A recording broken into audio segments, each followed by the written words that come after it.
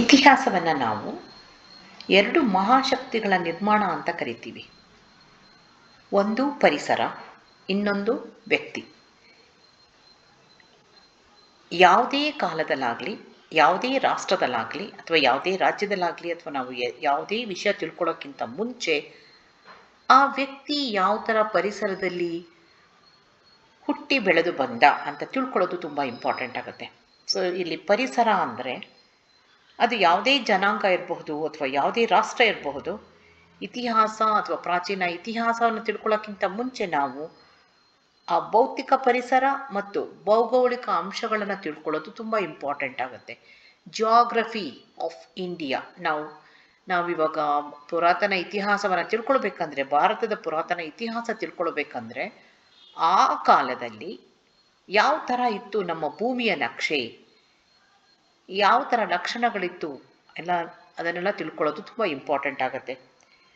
So ಭೌಗೋಳಿಕ ಅಂಶಗಳು ಯಾವುದಪ್ಪ ಅಂದರೆ ನದಿಗಳು, ಸಮುದ್ರಗಳು, ಬೆಟ್ಟಗುಡ್ಡಗಳು, ತೀರ ಪ್ರದೇಶಗಳು, ಕಾಡುಗಳು, ಮರುಭೂಮಿಗಳು, ಅಲ್ಲಿನ ವಾಯುಗುಣ ಮತ್ತು ಭೂಗುಣ. ಭಾರತ ವಿಶಾಲವಾದ ದೇಶ ಆಗಿರೋದ್ರಿಂದ ಬೇರೆ ಬೇರೆ ಪ್ರಾಂತ್ಯದಲ್ಲಿ ಬೇರೆ ಬೇರೆ ಥರದ ಮಣ್ಣಿನ ಗುಣ ಇರುತ್ತೆ. ಸೊ ಇಲ್ಲಿ ನಾವು ಒಬ್ಬ ವ್ಯಕ್ತಿ ಅಥವಾ ಜನಾಂಗದ ಬಗ್ಗೆ ತಿಳ್ಕೊಳ್ಬೇಕಂದ್ರೆ ಆ ಕಾಲದಲ್ಲಿ ಅಲ್ಲಿನ ಪರಿಸರ ಹೇಗಿತ್ತು, ಅವನ ರೀತಿ ನೀತಿಗಳು, ಅವನ ಬದುಕಿನ ಜೀವನ ಶೈಲಿ ಹೇಗಿತ್ತು ಅನ್ನೋದು ಅವನಿದ್ದ ಪರಿಸರದ ಮೇಲೆ ಡಿಪೆಂಡ್ ಆಗುತ್ತೆ. ಸೊ ಪ್ರತಿಯೊಬ್ಬ ವ್ಯಕ್ತಿ ಕೂಡ ಅವನು ಮಾಡೋ ಕಾರ್ಯ ಚಟುವಟಿಕೆಗಳು ಅವರು ಹುಟ್ಟಿ ಬೆಳೆದ ಪರಿಸರಕ್ಕೆ ಪ್ರಭಾವವಾಗಿರುತ್ತದೆ. ಪುರಾತನ ಭಾರತ ಅಂತ ನಾವು ತಗೊಂಡಾಗ ಇಂದಿನ ಅಫ್ಘಾನಿಸ್ತಾನ, ಪಾಕಿಸ್ತಾನ್, ಪ್ರಸ್ತುತ ಭಾರತ, ಬಾಂಗ್ಲಾದೇಶ ಮತ್ತು ಬರ್ಮಾ ದೇಶಗಳು ಒಳಗೊಂಡಿತ್ತು. ಅಷ್ಟು ವಿಶಾಲವಾಗಿ ಸಮೃದ್ಧಿಯಿಂದ ಕೂಡಿದ ನಾಡಾಗಿತ್ತು ನಮ್ಮ ಭಾರತ ದೇಶ. ಭಾರತದ ಭೌಗೋಳಿಕ ಲಕ್ಷಣಗಳ ಮೇಲೆ ಇದನ್ನು 5 ಭಾಗಗಳಾಗಿ ವಿಂಗಡಿಸಿದ್ದಾರೆ. ಮೊದಲನೇದಾಗಿ ಉತ್ತರದ ಪರ್ವತ ಪ್ರದೇಶಗಳು, ಸಿಂಧೂ ಗಂಗಾ ನದಿ ಬಯಲು ಪ್ರದೇಶ, ದಕ್ಕನ್ ಪ್ರಸ್ಥಭೂಮಿ, ಪೂರ್ವ ಮತ್ತು ಪಶ್ಚಿಮ ಘಟ್ಟಗಳು, ತೀರ ಪ್ರದೇಶಗಳು ಅಥವಾ ಹಿಮಾಲಯ ಪರ್ವತ ಶ್ರೇಣಿಗಳು, ಉತ್ತರದ ನದಿ ಬಯಲುಗಳು, ಸಿಂಧೂ ಗಂಗಾ ನದಿಗಳು, ದಕ್ಕನ್ ಪ್ರಸ್ಥಭೂಮಿ, ಘಟ್ಟ ಪ್ರದೇಶಗಳು, ಪೂರ್ವಘಟ್ಟ ಮತ್ತು ಪಶ್ಚಿಮ ಘಟ್ಟ, ಕರಾವಳಿ ಪ್ರದೇಶ. ಈ ರೀತಿಯಾಗಿ ವಿಭಜನೆಗೊಂಡಿದೆ. 1947ರಲ್ಲಿ ಭಾರತವು ವಿಭಜನೆಯಾಗುವುದಕ್ಕೆ ಮುಂಚೆ ಬಹಳ ಅತ್ಯಂತ ವಿಶಾಲವಾದ ದೇಶವಾಗಿತ್ತು. ಒಂದು ಕಾಲಕ್ಕೆ ಪೂರ್ವದಿಂದ ಪಶ್ಚಿಮಕ್ಕೆ 2500 ಮೈಲಿಗಳಿತ್ತು. ಉತ್ತರದಿಂದ ದಕ್ಷಿಣವಾಗಿ 2000 ಮೈಲಿಗಳವರೆಗೆ ವಿಸ್ತರಿಸಿತ್ತು. ಇದಕ್ಕೆ 6000 ಮೈಲಿಯ ಭೂಮಿಯ ಗಡಿ, 5000 ಮೈಲಿ ಸಾಗರದ ಗಡಿ ಇದ್ದವು, ಬಾರ್ಡರ್ಸ್. ಇದು 20 ಲಕ್ಷ ಚದರ ಮೈಲಿ ವಿಸ್ತಾರವಾಗಿದ್ದು ಬ್ರಿಟನ್ಗಿಂತ 20ರಷ್ಟು ದೊಡ್ಡದಾಗಿತ್ತು.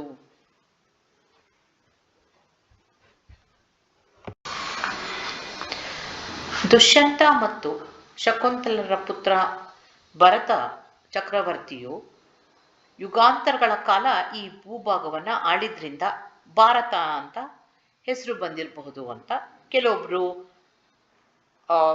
ಭೂಗೋಳಜ್ಞರು ಹೇಳ್ತಾರೆ. ಜೈನ ಧರ್ಮ ಹೇಳುತ್ತೆ ಭಾರತ ದೇಶ ಬಂದಿರೋದು ವೃಷಭದೇವ ಮತ್ತು ಯಶಸ್ವಿನಿಯವರ ಪುತ್ರ ಭರತ ಚಕ್ರವರ್ತಿಯಾಗಿದ್ರು. ಅವರು ಈ ಭೂಭಾಗವನ್ನು ಆಳ್ವಿಕೆ ಮಾಡಿದ್ರಿಂದ ಭಾರತ ಅಂತ ಬಂತು ಅಂತ ಹೇಳ್ತಾರೆ. ಆದರೆ ಇನ್ನೂ ಕೆಲವೊಬ್ರು ಭೂಗೋಳಜ್ಞರು ಹೇಳ್ತಾರೆ ಅದು ಹೇಗೆ ಸಾಧ್ಯ, ಒಬ್ಬ ವ್ಯಕ್ತಿಯಿಂದ ಸಂಪೂರ್ಣ ದೇಶಕ್ಕೆ ಆ ಹೆಸರನ್ನಿಡಕ್ಕೆ ಸಾಧ್ಯ ಇಲ್ಲ. ಮೋಸ್ಟ್ಲಿ ಹೀಗೂ ಇರಬಹುದು.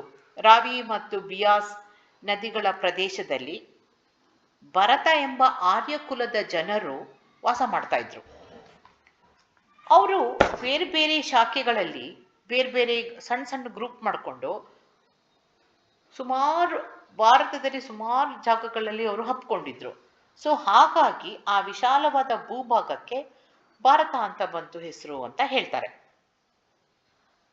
ಆಮೇಲೆ ಪರ್ಷಿಯನ್ನರು ನಮ್ಮ ದೇಶಕ್ಕೆ ಬಂದಾಗ ಅವರಿಗೆ ಸಾ ಅಂತ ಪ್ರೊನೌನ್ಸ್ ಮಾಡೋಕ್ಕೆ ಬರ್ತಾ ಇರಲಿಲ್ಲ. ಸೊ ಅವಾಗ ಅವ್ರು ಏನು ಮಾಡ್ತಾರೆ, ಸಿಂಧೂ ನದಿ ಅಂತ ಕರೆಯೋ ಬದಲು ಹಿಂದೂ ನದಿ ಅಂತ ಕರೀತಾರೆ. ಸೊ ಹಾಗಾಗಿ ಈ ಭೂಮಿಗೆ ಹಿಂದೂಸ್ತಾನ್ ಅಂತ ಹೆಸರು ಬರುತ್ತೆ. ಅದೇ ಥರ ಸಿಂಧೂ ನದಿಯನ್ನ ಗ್ರೀಕರು ಇಂಡಸ್ ಅಂತ ಕರೀತಾರೆ. ಅವ್ರಿಗೆ ಯಾವ ಥರ ಇಷ್ಟ ಬಂತೋ ಆ ಥರ ಹೆಸರು ಇಟ್ಕೊಂಡು ಇಂಡಸ್ ಅಂತ ಕರೀತಾರೆ. ಸೊ ಇಂಡಸ್ ಹೋಗಿ ಆಡೋ ಭಾಷೆಯಲ್ಲಿ ಇಂಡಿಯಾ ಅಂತ ಬಂತು. ಸೊ ಹೀಗಾಗಿ ಭಾರತಕ್ಕೆ ಸುಮಾರು ಹೆಸರುಗಳಿಂದ ನಾವು ಭಾರತವನ್ನ ಗುರುತಿಸ್ತೀವಿ. ಸೊ ಇದನ್ನ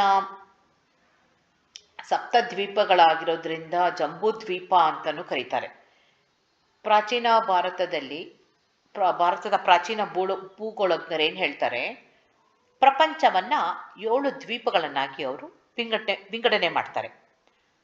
ಆ ವಿಂಗಡಣೆ ಮಾಡಿದಾಗ ಅವರು ಎಲ್ಲ ದ್ವೀಪಗಳನ್ನು ಒಂದು ಕಡೆಯಿಂದ ನೋಡ್ಕೊಂಡು ಬಂದಾಗ ಮಧ್ಯದಲ್ಲಿ ಅವರಿಗೆ ಭಾರತ ಕಾಣಿಸುತ್ತೆ. ಸೊ ಅವಾಗ ಭಾರತ ಅವರಿಗೆ ತುಂಬ ದೊಡ್ಡದಾಗಿ ಕಾಣುತ್ತೆ. ಎಲ್ಲ ದ್ವೀಪಗಳಿಗೆ ಕಂಪೇರ್ ಮಾಡಿದಾಗ ಈ ಭಾರತ ದೇಶದ ದ್ವೀಪ ತುಂಬ ದೊಡ್ಡದಾಗಿ ಕಾಣುತ್ತೆ. ಸೊ ಅವಾಗ ಅವರು ಜಂಬೂ ದ್ವೀಪ ಅಂತ ಹೆಸರಿಟ್ರು. ಜಂಬೂ ಅಂದರೆ ಸಮಥಿಂಗ್ ವೆರಿ ಬಿಗ್. ಸೊ ಅದಕ್ಕೆ ಇದನ್ನ ಜಂಬೂ ದ್ವೀಪ ಅಂತಲೂ ಕರೀತಾರೆ. ಇದನ್ನ ಸಮರ್ಥಿಸ್ಕೊಂಡು ಬೌದ್ಧ ಆಧಾರಗಳು ಹೇಳುತ್ತೆ, ಹೌದು ಭಾರತನ ಜಂಬೂ ದ್ವೀಪ ಅಂತ ನಮ್ಮ ಆಧಾರಗಳು ಕೂಡ ತಿಳಿಸ್ತವೆ ಅಂತ ಅವರು ಕೂಡ ಅದನ್ನ ಸಮರ್ಥನೆ ಮಾಡಿಕೊಂಡ್ರು.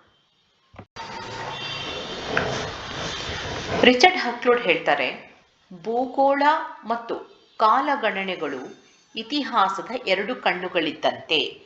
ಸೂರ್ಯ ಚಂದ್ರ ನಮ್ಮ ಪ್ರಪಂಚಕ್ಕೆ ತುಂಬ ಬೇಕಾಗಿರೋದು ಅಲ್ವಾ. ಮಾನವ ಜನಾಂಗಕ್ಕೆ ಬೆಳಗ್ಗೆ ಆಗೋದನ್ನು ತಿಳಿಸೋದು ಸೂರ್ಯ, ರಾತ್ರಿ ಆಗ್ತಾ ಇದೆ ಅಂತ ತಿಳಿಸೋದು ಚಂದ್ರ. ಸೊ ಪ್ರಪಂಚಕ್ಕೆ ಹೇಗೆ ಸೂರ್ಯ ಚಂದ್ರರ ಅಗತ್ಯವಿದೆಯೋ, ನಾವು ಇತಿಹಾಸವನ್ನು ತಿಳ್ಕೊಳ್ಳೋದಕ್ಕೆ ನಮಗೆ ಭೂಗೋಳ ಮತ್ತು ಕಾಲಗಣನೆ ತುಂಬ ಇಂಪಾರ್ಟೆಂಟ್ ಆಗತ್ತೆ. ಯಾವ ಕಾಲದಲ್ಲಿ ಏನು ನಡೆದಿತ್ತು ಈ ಭೂಮಿಯಲ್ಲಿ, ಏನು ನಡೆದಿರಬಹುದು, ಏನು ನಡೀತಾ ಇತ್ತು, ಏನು ನಡೀತಾ ಇದೆ, ಇದನ್ನೆಲ್ಲ ಕಾಲ ನಮಗೆ ತಿಳಿಸತ್ತೆ. ಕಾಲಕ್ಕೆ ತಕ್ಕಂಗೆ ಆ ಭೂಪ್ರದೇಶ ಹೇಗಿತ್ತು ಅನ್ನೋದನ್ನು ನಮಗೆ ಅರಿವು ಮೂಡಿಸುತ್ತೆ. ಸೊ ಹಾಗಾಗಿ ಇದನ್ನು 2 ಕಣ್ಣುಗಳಿದ್ದಂತೆ ಅಂತ ಭೂಗೋಳಜ್ಞರು ಹೇಳ್ತಾರೆ. ಮಾನವ ಮತ್ತು ಪರಿಸರಗಳ ಕ್ರಿಯೆ ಮತ್ತು ಪ್ರಕ್ರಿಯೆಗಳಿಂದ ಇತಿಹಾಸ ರೂಪುಗೊಳ್ಳುತ್ತೆ. ಭಾರತದ ಇತಿಹಾಸ ಕೂಡ ಅದೇ ಥರ ಇರುತ್ತೆ. ಭೌಗೋಳಿಕ ಲಕ್ಷಣಗಳು ಮತ್ತು ಪರಿಸರಗಳು ಭಾರತೀಯ ಜನಜೀವನದ ಮೇಲೆ ಮತ್ತು ಇತಿಹಾಸದ ಗತಿಯ ಮೇಲೆ ತಮ್ಮದೇ ಆದ ಅಚ್ಚಳಿಯದ ಪ್ರಭಾವವನ್ನು ಬೀರಿರಬಹುದು.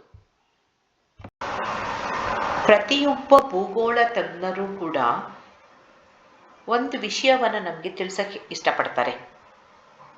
ಮಾನವನ ಇತಿಹಾಸ ಆಯಾ ಪ್ರದೇಶಗಳ ಸ್ವಾಭಾವಿಕ ಭೌಗೋಳಿಕ ವಾತಾವರಣವನ್ನು ಅವಲಂಬಿಸಿರುತ್ತದೆ ಹಾಗೂ ಅವುಗಳ ಇತಿಹಾಸವನ್ನು ರೂಪಿಸುತ್ತದೆ ಅಂತ ಇದನ್ನು ಎಲ್ಲರೂ ಕೂಡ ಸಮ್ಮತಿಸ್ತಾರೆ. ಎಲ್ಲ ಭೂಗೋಳ ತಜ್ಞರು ಕೂಡ ಇದನ್ನು ಅವರು ಒಪ್ಕೊಂಡಿದ್ದಾರೆ.